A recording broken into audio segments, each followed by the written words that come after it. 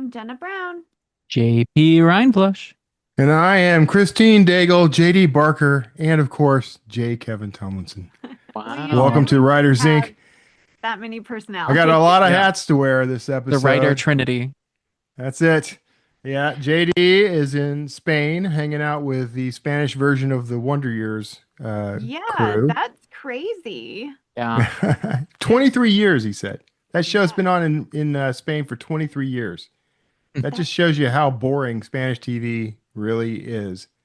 wow, 23 Kevin. Okay. years of the Oh my Wonder Years. God. You got little Winnie Cooper's now like a 40-year-old. He's Wow. wearing like Yeah, I was actually juicy thinking about pants. that. Do you think that they just like sort of recast new kids continually to kind of keep that, you know, childlike nostalgia of it? Or do they let the kids grow up and at some point the narrator voice catches up with their adult versions of themselves? Yeah, I don't know. Didn't they relaunch that show here in the U.S. briefly?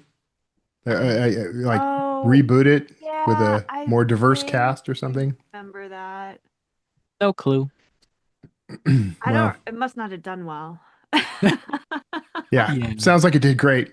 Yeah. Yeah. We don't want to leave out Christine. She's hooking brains up to computers right Yeah. now. Yeah. She's downloading herself to the cloud or something. So Well, yeah, when the AI takes over, you know who to blame. It will be, it Christine will just be Daigle. Christine, the it'll be AI. Christine. Yeah, she's working hard to make altered carbon come to life. Yeah. Just Yeah. put on a new body sleeve. Yeah. No, but I do love her work. She does the Mhm. brain interfacing and helps with kids who may otherwise not be able to communicate or something along those lines. I'm not, Yeah. the Yeah. expert there, but Yeah, it helps them like some of them like don't have mobility, I think, so it kind of yeah. helps them move and it is really interesting to think about using I've talked to her about it before because I think the brain is just fascinating and like they know like parts of the brain, like where to go for like motor skills and all that, but they don't know the specific parts. And so it's kind of interesting because she said that like there's no like specific mechanism that's like making like that kind of connects the brain that then makes like the thing move. Yeah. Mhm. Yeah. Like so you whatever their thought is, like it's unique and individual, which Yep. is so fascinating. Yeah. Yeah. And the Yeah. brain can completely rewire itself to Yeah. pick up functions that it maybe lost through injury. Hmm. Uh, so it's just a marvel. Like we Yeah. we have no understanding of the brain, Yeah. Yeah. Have you And ever heard of comparatively. someone who lost like their entire like an entire hemisphere and then like Yeah, the brain just re just is like yep, okay, just we got it. refigured it out. Yeah. And yeah, I've heard too, like even different languages sit in different places on average in the brain. And so Yeah. like I know a guy, there was a reporter, or whatever, about a guy who knew Chinese and English and he had a stroke and he lost all of his English, I think, or it was the other way around. Yeah. But regardless, it's because like the way that those languages is structured and shaped, even the written language itself is totally in different sectors of the brain. I just Yeah. find it fascinating. Oh, it's yeah. incredibly fascinating. It's just I know I get why people get obsessed with it and like want to like crack the code of like the human brain because it is there's so many questions and it's like it just works and you're like yeah but how does it just Yeah. work like how Yeah. Yeah, yeah. Wow. Shall we go into Well, the news? well, I yeah guess so. I Yeah, guess let's just, we we got can. to talk about something. So yeah, Yeah. let's So roll in. speaking into diving into great things, I suppose. Character AI launches AI-powered books feature, which lets users play inside classic literature like Pride and Prejudice and The Great Gatsby. Character AI has launched a books feature that lets users interact with the characters from public domain classics like Pride and Prejudice and The Great Gatsby, turning those stories into a kind of AI roleplay experience. The company says this could make classics more accessible to younger readers, but critics question whether chatting with AI characters is really a meaningful substitute for actually reading the books. The bigger concern is that this frames AI as the solution to reading engagement when teachers, librarians, and better access to diverse books may be far better ways to connect young readers with literature. I think this is so fascinating. I actually don't hate it. I do think it's an interesting way of using AI. And I kind of thought about, do you guys remember the Oregon Trail? Yeah. Yeah. Yeah. Like I kind of I died remember, of dysentery. I don't know if you guys. oh yeah, everyone does. But I remember my parents being kind of grumbly about like teaching through a video game way Yeah. back then. Yeah. And it kind of reminds me of that where it's like, well, this isn't how kids should learn, but it's sort of an interesting thing. And I think that if like authors, like if this became another avenue, like a Hollywood, it's not a movie deal, but now it's a character AI deal. Yeah. Yeah. It's kind of an Yeah. interesting way of interacting with a book. I don't know that this is true of everybody, but I know that a certain segment of the populace learns from, they learn best when there's some sort of spatial element involved. Mhm. Mhm. So, and I'm like this, like I actually learn things and retain things better if I can associate it with a location Yeah. somehow. And Mhm. that's how the whole like memory palace idea works, Mhm. is that Yeah. you create like a physical or you create a virtual space in your head and you associate memories with each room and you got quirky little things that help you remember Yeah. Mhm. that this is in that room. Yeah. Um, I look at it through that lens. I feel like because it's a funny thing. I was sitting on a sofa with a laptop playing World of Warcraft like 10 years ago Mhm. when an episode of Psych was on. I can remember every syllable of that scene and exactly where I was in that game as if I were sitting right in front of it. Random memory, but that's the way Yeah. it worked for me. Like it Yeah. connected those two ideas for me. And so I feel like that's the kind of thing that could happen when it comes to games like this involved in learning. But I still Yeah. think the Yeah. kid should read the book. Well, I think Yeah. kids should read the book, but I don't know that I think that there's always been a weird disconnect with video games and like people's actual understanding. Like people, oh, if people play video games, like for a long time it was that, it's going to dumb them down and Yeah, they actually have like better hand-eye coordination, they have better dexterity. Kids that grew up playing video games tend to have like better like, problem-solving skills, and there's all these things that happen yeah, because of video games that everyone was like, they're gonna rot your brain, but they actually didn't. Yeah. right. There Yeah. was I think research recently. I'll say, go ahead, JP. Oh, I was just gonna say, I think that like if this is going to exist, it's better to frame it as not a replacement, but a supplement or as like Yeah. an additive feature. I mean, Yeah, if this is going to exist, then bring it into the classroom, have the kids read the book, and then have them collectively Right. interact right. so that they can critically think about it and they're not just like playing with this and enjoying the responses, but like what do those responses actually mean in reference to the Yeah. text? Or have them play with it separately and then sort of bring back their learnings to the class so that they can discuss Hmm. it. But I think that like if these sort of tools are going to exist, let's not make it an either or, but a how can we use this as a Yeah, tool? And I think Yeah. that that would be the best way to approach it. yeah. Reinforcement and assistive technology rather than a Well, replacement. it always drives me crazy when everyone just wants to, it's like they want to take the fun out of learning. And I kind of feel like, like listen, it's no secret that like I appreciate the classics, but man, like they're a slog to get through. Like they are not my favorite.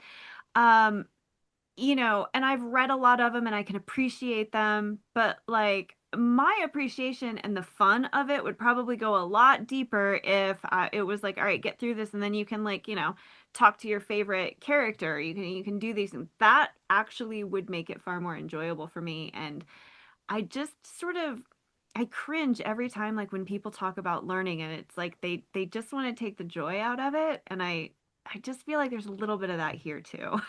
Yeah. Next up, BookCon 2026, where fans reign supreme. BookCon showed just how intense book fandom has become. Huge crowds, long lines, and even chaotic scenes over limited arcs, with some fans waiting 45 minutes and still leaving empty handed. Romance and romantasy dominated, with readers splendidly spending heavily on special editions and indie books, showing the enthusiasm, especially among Gen Z readers. The big takeaway is that the book events are becoming high energy fan spaces that are great for community and sales, but struggling with logistics as demand and fandom continue to grow. Dun, I dun, dun. has anyone been to BookCon? Did they go before? Yeah, I haven't. That place has always been. I was kind of it's laughing at nuts. everyone just being like it's so crazy, and it's like, did you go? Like BookCon was always like sort of like the gladiator pit of book Yeah, events. Like yeah, yeah. It's one of the conferences that's actually modeled more on the kind of like the technology conferences and the not Mhm. the big ones where they do the Yeah. big announcements and stuff, and they have like Yep. crazy prizes and giveaways and things like that. It's always modeled on that, not Yeah, like and the author everyone's conferences that. lining up for the arc before it's even been Yeah. announced and like Yeah, trying to get their place and yeah, it gets crazy. Yeah. yeah. I like it for being reader centric. Yep. Most of the Yeah. Agreed. conferences I go to are very author centric. With this one, you can actually you know, engage with readers and not just your readers, but in Yeah. fact, probably not with your readers because you're probably, if you're like me, you have no readers there. Uh, Yeah. Yeah. Well, it but used the to be, thousands and thousands of others. what was it? It was connected to, so they had like the industry one and then they had BookCon, but I don't remember Yeah. what the industry one was called. I Book can't. Expo, maybe? Is that What right? was it? Book Expo? Was it? Was that it? That might be it. Yeah. I don't I know. don't Anyway, recall. There's too many of I these things. I do Yeah. like that having both, but yeah, reader I like the idea of a reader Comic-Con. Yeah. Yeah. Yep. I really like that, we're seeing a successful book con because I think that there's been several reader centric conferences that have been pretty spectacularly failed Yes. conferences through Yes. various means, usually not due to attendance, but usually due to the background of trying to get it set up. So it's nice hearing this. And like locally, we have a couple of events that are just nuts. Like we have a boozy book fair that people like I didn't expect it to be shoulder to shoulder for 3 hours straight in a space where we eventually had to move outside just because of how many people were there. Um, Wow. and like that kind of shift is really nice to see. And I think that a lot of it is just the fact that people get to show off the physical books that they get. Yeah. And I think that it's nice to continue to see that as a really popular. Next time I do a reader facing conference, I'm going to put all my books on the table and sell them. And I'm going to say, in one of these books is hidden a check for $50,000. Ooh, And I this to think you let actually have everybody. to provide a check for 50,000. Oh, no, I don't, I wasn't going to do that. Oh, I see. it's a monopoly check It's just going or to, not it's in not, USD. it's not a real check. Yeah. I see. I think that Uh, goes well with the last piece there, of news too. if not some legal things there's definitely some ethical or moral things that maybe we should workshop this a little bit more off Well, camera. just I don't don't speak associate your with it. gibberish moon language, Jenna.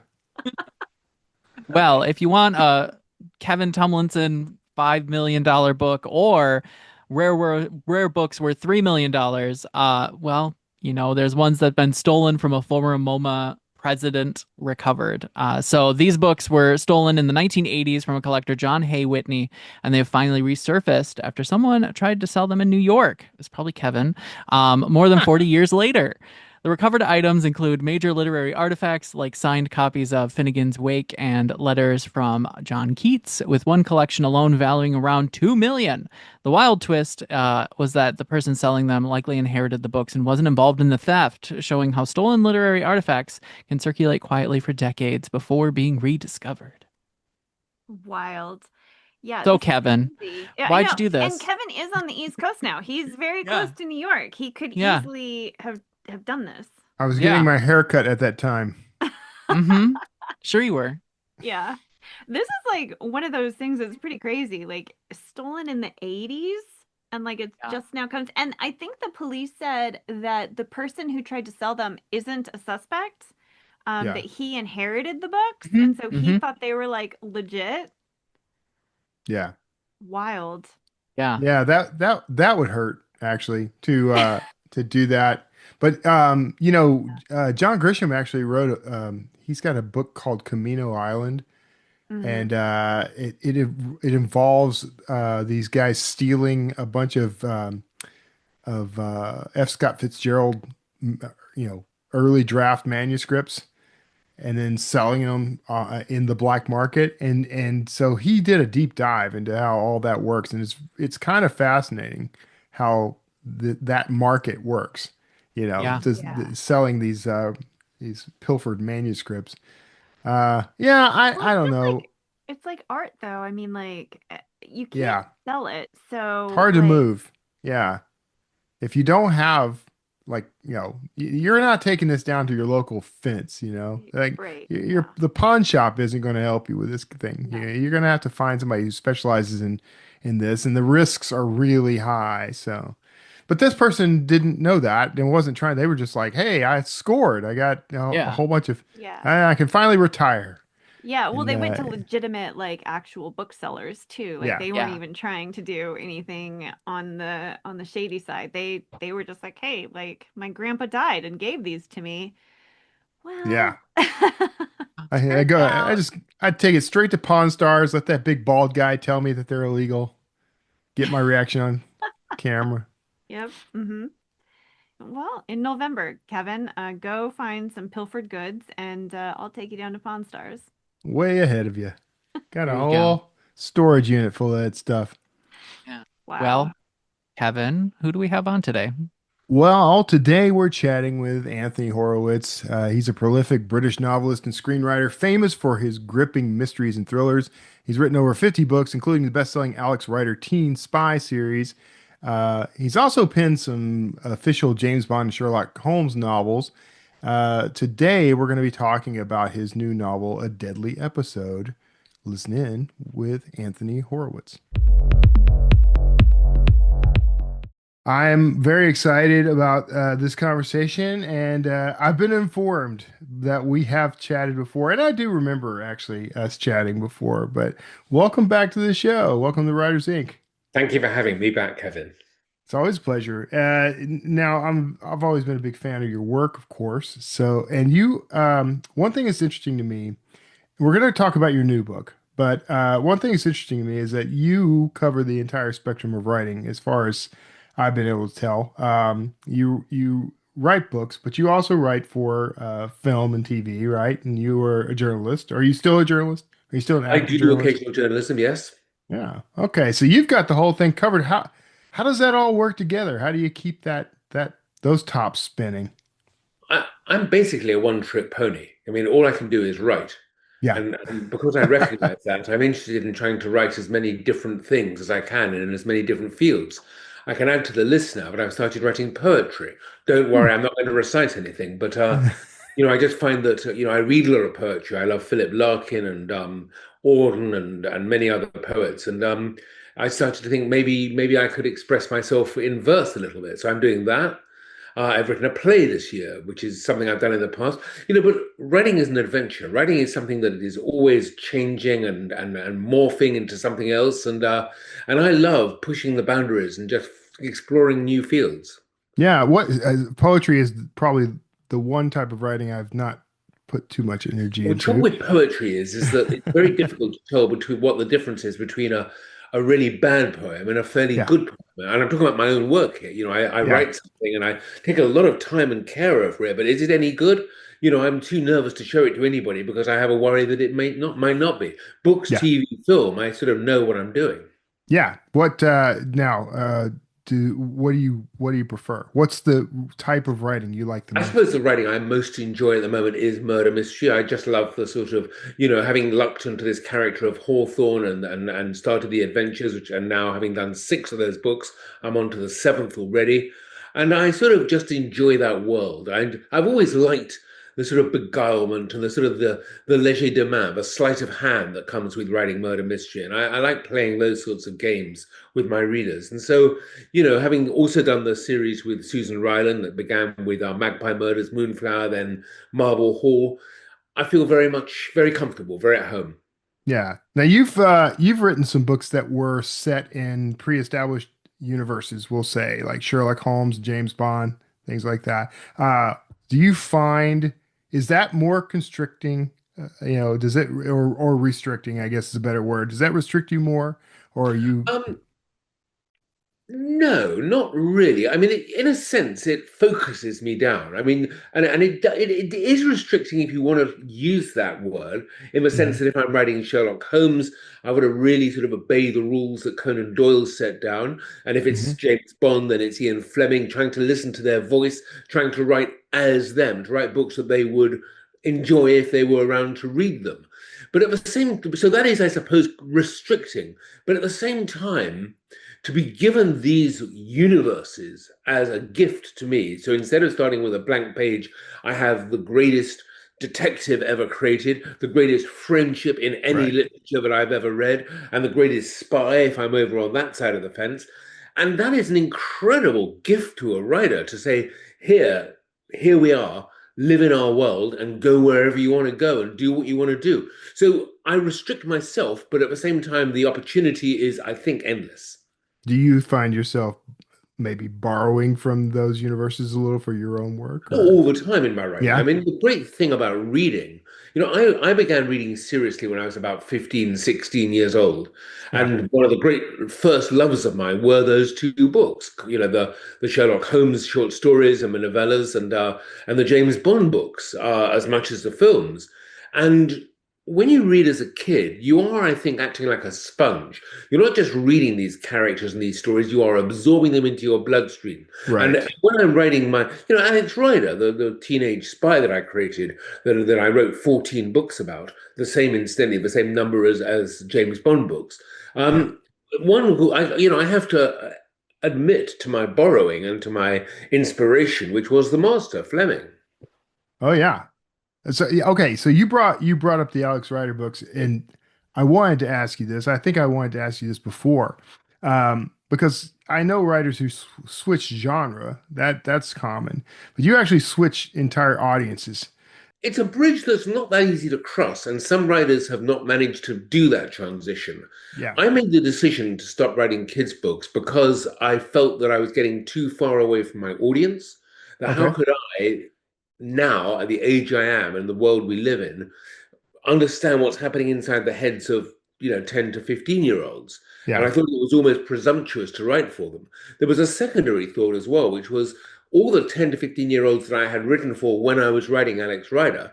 I didn't want to lose them. And in my head, I thought, well, if I start writing for grown-ups, maybe Right. they'll come to the party. And it is true that sometimes when I'm doing TV shows, if I'm on there or working on my own TV productions, somebody who is back, behind stage, working behind the camera or whatever, will come and say to me, I used to read the Alex Rider books. And I always think it's a fantastic thing to have been a molecule in their life and still to be working with them now.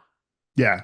But that was a motivation for me, and it's a decision I'm very glad I took because Magpie Murders was a work of about 8 years before I Yeah. could actually write that book and persuade myself I was good enough to do it. Have you ever thought about trying it again though, going back to the Alex Rider books? No, I think Maybe Alex Rider all grown up. I think that the world of kids has changed, and I did have a thought at one stage of revisiting Alex, age 24, 25, Yeah, yeah, and looking at how damaged he was after all these terrible adventures and all the things I'd thrown his way had turned him into a very, very troubled 20-something-year-old. But the funny thing is, my publishers had no interest at all, and I think they were right. yeah, That's yeah. one world. I've left it behind me, and now I've got plenty of work to do with Hawthorne and with more Susan Ryland coming eventually, and other books that I have in my head.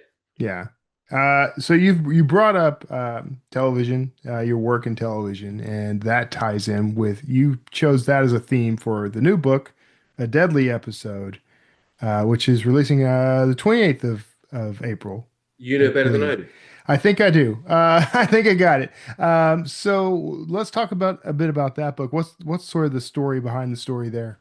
Well, I feel very comfortable writing about worlds that I know. So, Yeah. I've done theatre, I've done potholing, I've done the law, I've done areas that I have visited and which I know a little bit about. And of course, because I work in film and TV, it seemed inevitable that one book would eventually end up slap bang in the middle of all that. And the setup here is that somebody has bought the rights to the first book in the series. The Word is Murder. They're turning it into a film. I am not the writer. They don't want me to do the job. But I visit the set with Hawthorne. And while we're there, or just after we leave, an actor is murdered. In fact, it's the actor playing Hawthorne. So Hawthorne ends up pretty much investigating his own murder. And when I ran that thought through my head, Hawthorne investigates his own murder, it made me smile and I knew I had to do it. Yeah. Yeah. That's a fun premise, actually. Well, the other side of it is that it allowed me to revisit Hastings, which is where this book takes place, which is a sort of fairly sort of eccentric seaside town on the south coast of the United Kingdom. And that's where we shot our Foyle's War all those years ago. We spent a lot of time down there actually shooting Foyle's War. And so I know it very well from that. And I liked also the idea of revisiting my own past in this Yeah. book. Did you literally revisit? Did you go there I physically? certainly did. The book Yeah. opens in a sort of a strange area up near the art gallery, right on the front of the coast, and that is where we did indeed shoot some scenes of Foyle's War. Okay. So, all right, when you are looking at an area like that and you're going to use that in a book, I mean, what are the details that you zero in on? What's the stuff that you look for that you want to include?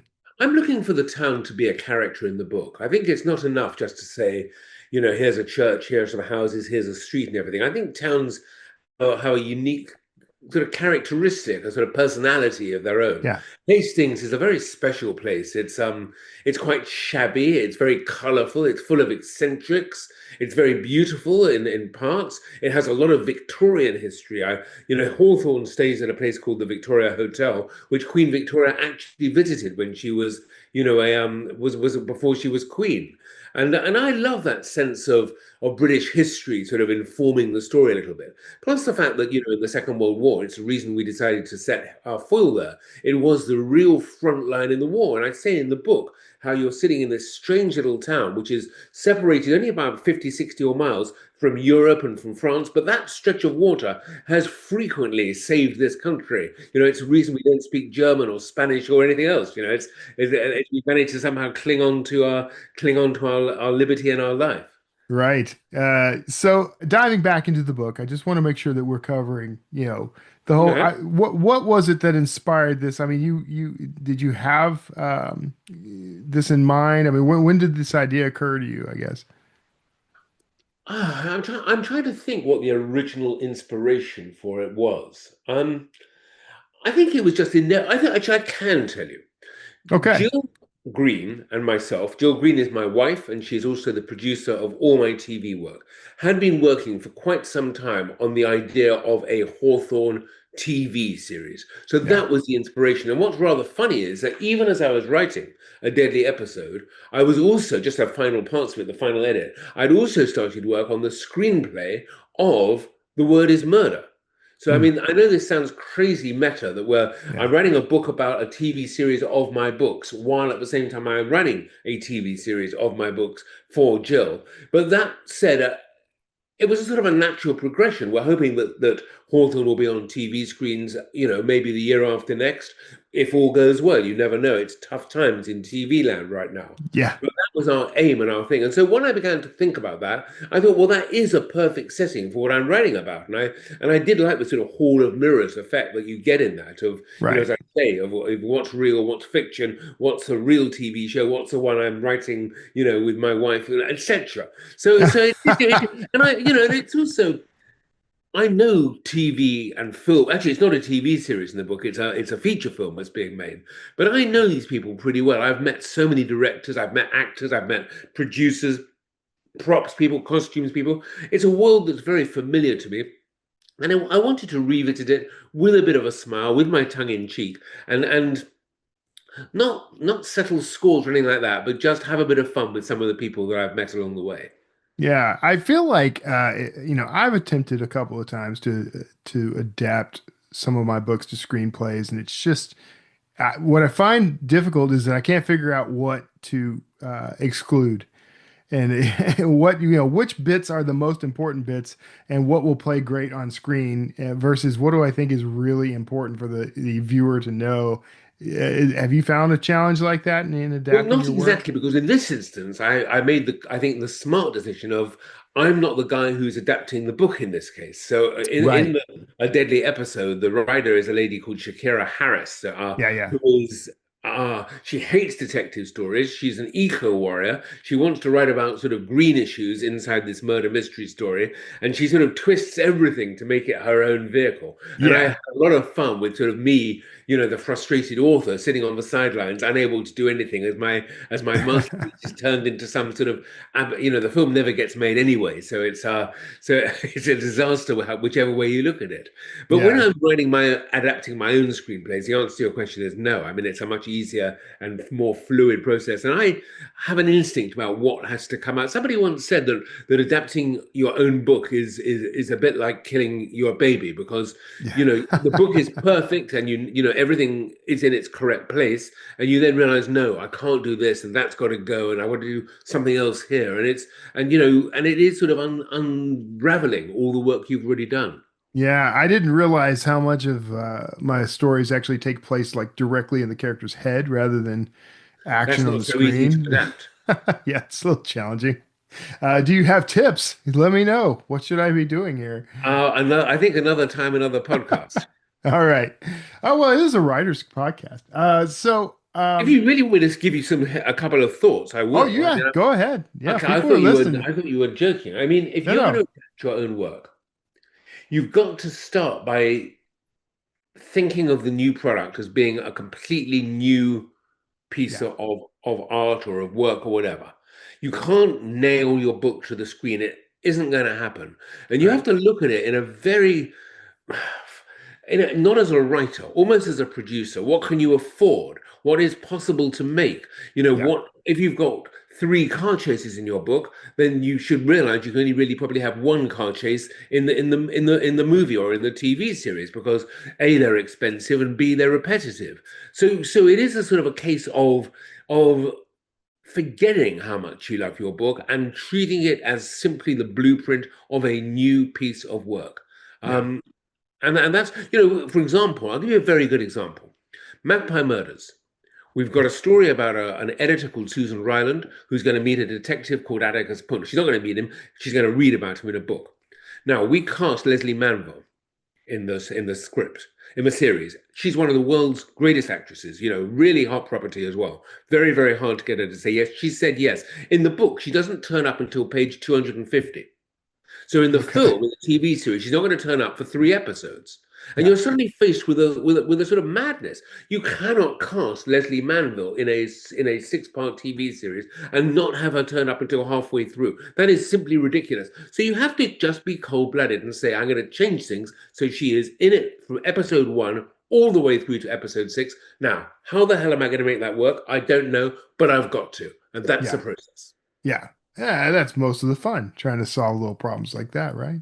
Not a That's little. so. Have you seen adaptations that you really like other than your own work? Are there things that Oh inspired God, yeah. you? I mean, there Yeah, are some of the greatest movies yeah, ever made. Peter Jackson with The Lord of the Rings, of course. Yeah, or the Shawshank Redemption out of the Stephen King novella, one of the greatest movies. excellent. And that Yeah, turns a fairly short 100, 200 page story into a massive film, and it's so brilliantly directed and performed and everything else. They're everywhere. Lawrence of Arabia, The Seven Pillars of Wisdom, which is a book of 1,000 pages long, turned into that epic movie by David Lean. There right. are and The Third Man by Graham Greene. I'm not sure it was a novel to begin with, but nonetheless, it is now a novel and a film. And put them side by side, and they're incredible. Yeah, the most recent example I can think of is Hail Mary, which I Haven't think is seen it a yet. I mean, I'm looking yeah. forward to it. Just opened it. Yeah, yeah, it's excellent. And the book was excellent too. So you write about a lot of murder, and I gotta wonder if does there ever come a point? Because in my stuff, I start to not really run out of ideas, but I start to see that like I'm falling back on patterns, and so I could probably just create a formula and just fill in the blanks, and that starts to bug me. So I try to do something new. Do you have an experience like that, having written so many like murder Absolutely, mysteries? I know exactly where you're coming from. Yeah. Another reason why I stopped writing 40 Alex Rider books at 14 books Yeah. was for exactly that reason. I could have written 35 Alex Rider books. The formula was exactly there. A teenage Yeah. spy gets sent on a mission, meets bad guys, has terribly dangerous things happen to him, and somehow wins. I could write that on and on and on and on. But as I think I'd said earlier, writing for me is an adventure. And what I love doing is exploring new territories. I mean, Yeah. as soon as I finish Hawthorne #7, which I've already started, the book after that isn't going to be a murder mystery at all. I'm doing a historical thriller.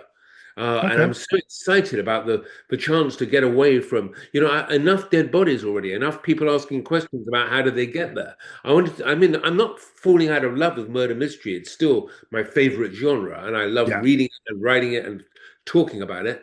But there are other things to do, and so Yeah. that's a book that will give me a bit, give me a new language and a new sense of pace and of world. I mean, I can't wait to do it.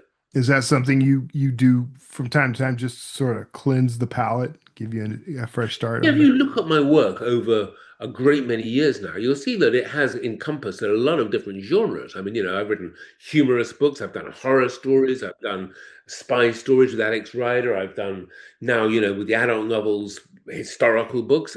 Sherlock Holmes and Bond were both set in the past. And then these metaphysical books, like A Deadly Episode and the other ones in this series, which are doing something else again. And as I said to you, we, all writers, just need to keep ourselves refreshed. Yeah. We Yeah. spend so long on our own in a room. I'm speaking to you now somewhere in the basement of where you Yeah. live. I'm in the office where I seem to spend nearly all my life behind my desk. Yeah. And it's a question of not letting that oppress you, of finding a way to free yourself. Yeah. So you do all your writing in that office. You're not one of these, No, I like I'm write a everywhere. wanderer. I write Yeah, same. everywhere. I write. I have a little home in Suffolk. I go up there. It's more a little shed on the edge of a river, and I work there a lot. And I work abroad. I work in cafes. I work Yeah. on Yeah. trains, buses, anywhere. I tend to use a fountain pen and paper rather than a computer for my first draft. And Okay. that's actually, I don't need to plug it in. I don't need a desk. I've got my lap and a fountain pen. I'm laughing. You've already answered the question I was going to ask what your process was. So Well, why the why first handwriting? draft, the first draft in ink has always been my way. I mean, Yeah. not the whole book. Sometimes only maybe half of it is written in ink. But Yeah. nonetheless, I love nibs. I love fountain pens. I love the flow of ink. I have this theory that all the great writers that I admire, particularly the 19th century writers, didn't have blood. It's not blood that unites them. It's that other liquid, the blue Yeah. one. It's Yeah. ink, and I want to write like Dickens did, or like Thomas Hardy or Jane Austen Yeah. with a pen. Uh, Yeah. I don't know. I fall in love with that idea from time to time. I've got a book right now. I'm typing all the way. I'm absolutely a typist. But I started writing something recently by hand, and it's been a change. It's been very different. And so I don't know if you flipped back and forth at all. Have you flipped from handwriting to oh, of writing? course, definitely. Yeah, Yeah. I do both. Do you notice the difference? I mean, what Oh, is there very some, much so. I how just think that significant with a is that? fountain pen, you are closer to your work. You're Yeah, more inside it in a strange way. There's less technology between your mind and the page. And the big thing also is that whatever you write is forever. If you delete something on your computer, it's evaporated, it's gone, and you that's right. can't keep every single change because you'd go crazy.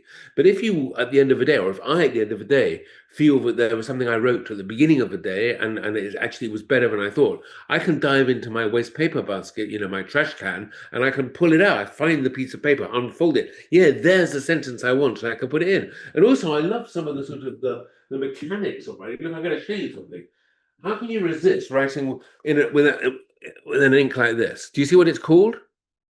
Oh, Writer's Blood. That's Isn't nice. that Yeah. fantastic? Writer's Blood is my favorite ink. Yeah, so I'm going to write with Writer's Blood. I'm going to be sipping Writer's Tears, the Well, whiskey. a very fine whiskey, which I'm fun too. That's fun. Yeah, I fall in love with that stuff. I'm sure you're the same way. I fall in love with that. I tried fountain pens. They're not for me. It looks like somebody had a very bad accident on the page. So I have my favorite little, ballpoint pens that I use. But That's good too, but I just, yeah, as I say, this is my connection to the past, and yeah, I have an enormous number of pens. I have about something like 25 pens. If any of your listeners are thinking about getting a pen, let me say to you, don't need to spend a lot of money to get a good fountain pen. You can spend yeah, maybe something in the area of $70 or $80, and I have very, very nice pens that work really yeah. well at that sort of price range. It's worse than a drug habit though. Like once you start Oh, tell me investing about in it. pens and paper, like I have this obsession with paper and notebooks. I try new ones all the time. I've spent a ridiculous amount of money on notebooks. So, But you know as well as I do that stationery shops are like treasure troves to oh yeah. writers. You go there and God, do I need to? Yeah, I must get some more sticky tape. I must get some more post-it notes and another pad. Let's try that one over there. And what? Yeah, I'll get a few more magic markers or whatever. The whole works. I love So spending money on stationery. is that part of the allure for you? Did you become a writer so you had an excuse to use pen and ink? No, it's the other way around. I became a writer, and then for anything that helps me to write, became my friend. Yeah, yeah. When did you become a writer? When When was I the was birth of 10, this? Yeah, that's when I knew I wanted to write. yeah. And I'd written by then my first play, and I wrote through my teens. I was published for the first time when I was 21. Yeah, that sounds right. That fits you very well. I had that sense about you. I was very young too when I started. It's an Well, it's something, obsession. I think one of the great joys about being a writer is finding that light, finding that sort of, that moment when you just feel whole, that you discover yourself, that this is the reason. I was born to write. I know that sounds a little bit like a cliche, but I'm sure No, you understand that completely. That sense of you put a pen in your hand and you start thinking about, the next sentence, the next paragraph, the next chapter, and it's all there in the atmosphere around you. I sometimes say that we writers, are like radio receivers, that we are yeah, we are sitting there and somebody is beaming the signal to us, whether it's a thriller or a murder mystery or a joke or a poem or whatever it is. It comes from somewhere. And I'm not a religious person necessarily, but I do believe in something out there. And I yeah. sometimes think that we are connected to it in a sort of strange way. Yeah, no, I feel the exact same way because it just when I sit down, maybe you're like, I'm sure you are like this too. I get this sense from you, Anthony, but you sit down and you start that process. I don't know if you have the same issue I do. Occasionally, I have trouble getting started only because I have so much I want to say. And then once I start the writing, I practically disappear.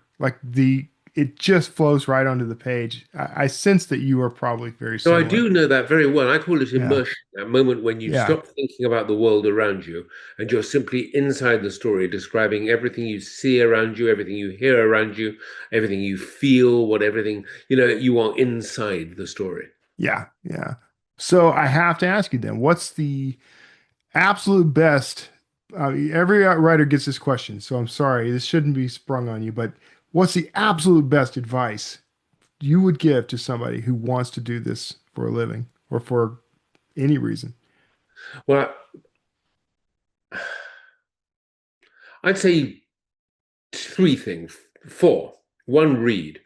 If you don't Yeah. read, you're never going to be a great writer. You've got to read. You've got to read what other people are doing and learn from them, or make sure or decide you can do better than them. That's the first thing, is read. Second thing is enjoy your writing. Enjoy it. Don't do it because you feel you have to. If it's not going well, don't be afraid to get up from your desk and go for a walk. I have a dog. A dog is a great tool for a writer Yeah. because it gets me away from my desk every single day for 2 hours of walking in the sunshine and thinking about my work. The third thing is to enjoy your writing. Oh, I've already said that one. The third one, I guess, is to believe in yourself. That's the hardest thing to get for, especially when you're starting off, and that is to actually believe in what you're doing and believe that you will get to where you want to be. Never lose your confidence, because I always say there's only one difference between a successful and an unsuccessful writer. The unsuccessful writer stops. And then the last thing, I suppose, is write. Is don't talk about writing. That's the thing I really get sort of slightly annoyed about it. Someone says, I want to write, I love to write, I'm thinking about writing, I've got an idea for a book.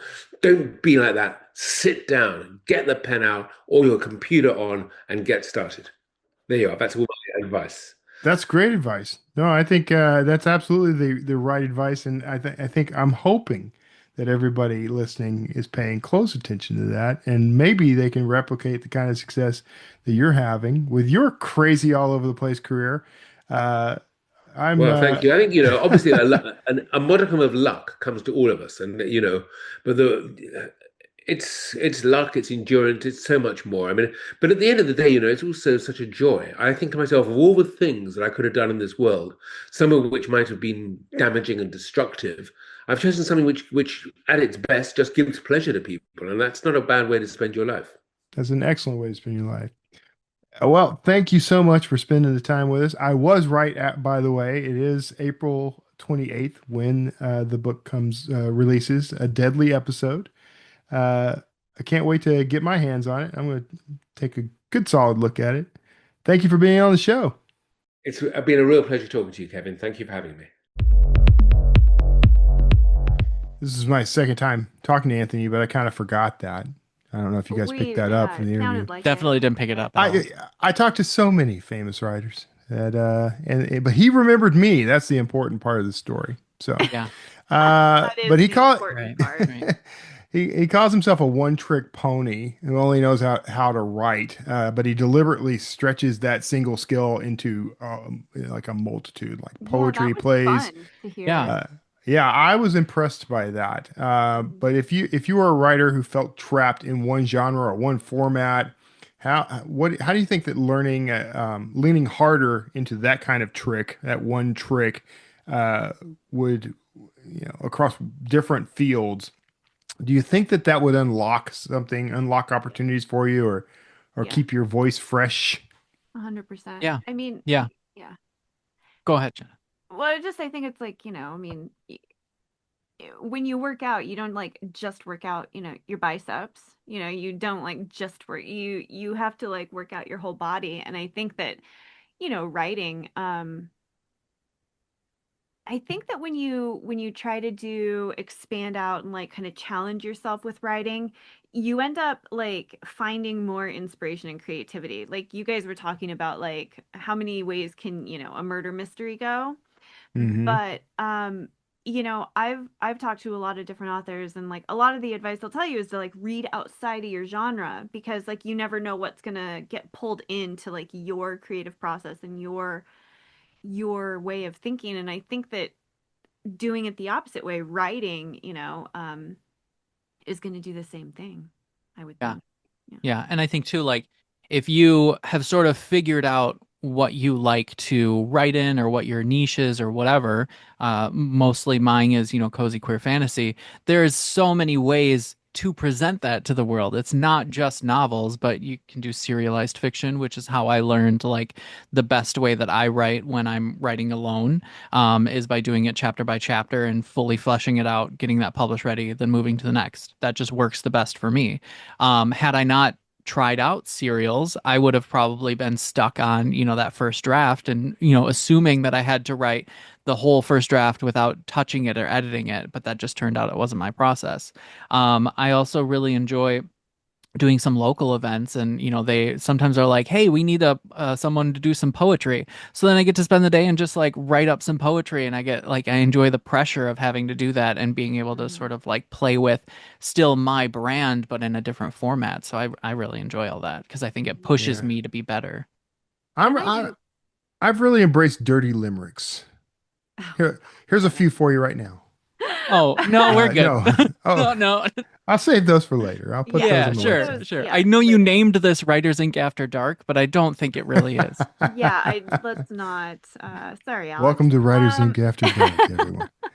No, I mean, I do a lot of freelancing, and I think it's interesting. I've always actually really enjoyed reviewing books, just because it forces you to look at, I read differently when I'm reviewing a book, and when I read differently, you're noticing other things more, and so then you're thinking about like, oh, how did they do Yeah. this, and kind of what's the underlying thing in there, and I think that when you do that regularly, it just bleeds into your writing. Like there's just no way it doesn't.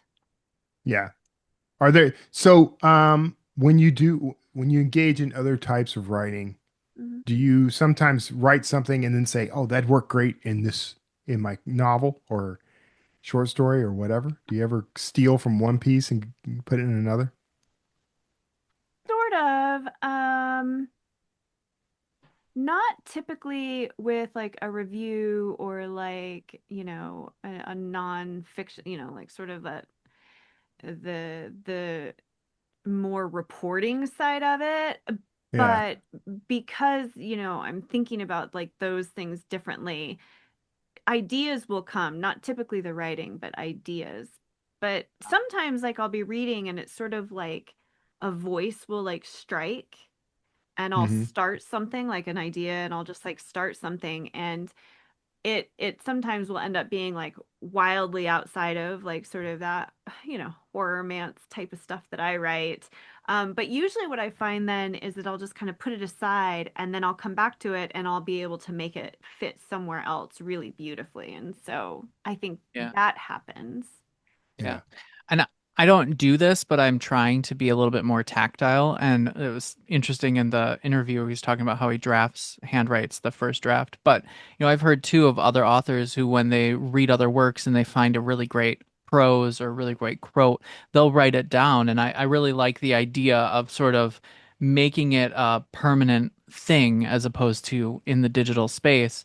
I think it sits differently in your memory. And then, later it's reconfigured and reshaped into something that you can then present as your own work. I Hmm. think Yeah. that that's everybody does that. Like no story is brand new and unique. Right. Yeah. Yeah. They've all Yeah. been told. Yeah. It's just Yeah. Just It's all yeah, the that's I yeah. tell people composed all of the what you make. time. I just really am writing the same book over and over again. I just use different words. Yeah. So, uh, so Anthony talked about how he walked away from the Alex Rider series, which is massively successful, still successful to this day. And it wasn't because he ran out of stories, but because he felt like he was no longer qualified to speak inside the heads of 10 to 15-year-olds. So, are there internal signals that writers should watch for to indicate maybe it's time to move on, even if it's something they're doing is profitable or successful? That's a good question. Well, that's I why mean, we're here. I definitely think that there's something to the idea that if something no longer like makes you nervous, it's probably time to like let go of it. Meaning Hmm. like, you talk to a lot of writers and they'll say like, no matter how successful they are, like they'll write a book and they'll just be like, God, I don't know if I don't know if I still have it kind of thing. Like you question it. Um, Yeah. so I guess like if you feel too comfortable with it, maybe it's time to. Yeah. I think too, like you can grow out of a voice. You can Mhm. grow out of, that character. And in this case, maybe didn't feel qualified because of life experiences that continued to create that separation between the original voice and staying true to that and having all of the baggage that you as the author carry that have changed you over time. It can be really hard to get back into that mindset and that framework. And I think that while you can do that, there can be some instances where maybe that just doesn't work. Maybe you feel disingenuous, and maybe that is the time to move on. Yeah. I think that that was a wise decision on his part, and I think it's hard to really say whether or not someone, should walk away from something or not. It's just based off of their comfort level and their distance between that voice and where they are currently, and if they feel they can go back to Yeah. it or if they have to move on from it. Well, Yeah. and I think like you kind of see that a little bit. It's not exactly the same, but a lot of wildly successful YA authors are now going into adult fiction. And I think probably for similar reasons, right? Like recognizing that their audience is no longer the teenager, like their Yeah. audience has aged with them. And so, you're kind of doing a disservice to the genre if you continue to write like YA that's geared towards an adult audience because that's not who YA should be for. So, I mean, I guess they're sort of in a way doing the same thing that he did, saying that I'm no longer writing to that voice. I'm no longer Yeah. writing to that audience. Yeah. I think it's smart. Yeah. I guess. I'm in that crowd that thinks that he should do at least one book, at least a callback at some point to let the world know whatever happened to Alex Rider. And maybe that's the final book or whatever. But all those kids who grew up reading that character, they're gonna have that question. Yeah, that's a Yeah. lot of pressure. Like, then you gotta I don't know, man. Sometimes Well, he can it's write him okay as an adult now, to fade right? to Yeah. Yeah. No, I know, but still, it's a little. I mean, Alex you're Rider gonna have missing an eye, preconceived missing 3 notions fingers about off his who left he should hand. be as an adult. I don't know, man. I wouldn't. I just fade into the sunset gracefully and elegantly. Kill him off as a teenage hero. Perfect. And on that Uh, note, Kevin yeah. is up next week. Well, next week we're talking to Dominique Rocca from Source Books, and we're going to talk about how she and her team grew that platform from indie to big five, actually knocking some people off the pedestals. So you're going to want to tune in for that. There was a lot. This is a great interview, so a lot of fun to do. So join us for that one next week, Dominique Rocca. And if you'd like to be notified as soon as new episodes publish, make sure you go to writersincpodcast.com, sign up now, and we'll see you next episode. Have a great week of writing. Thanks for listening to this episode of Writers Inc. Access the show notes and leave a comment at writersincpodcast.com.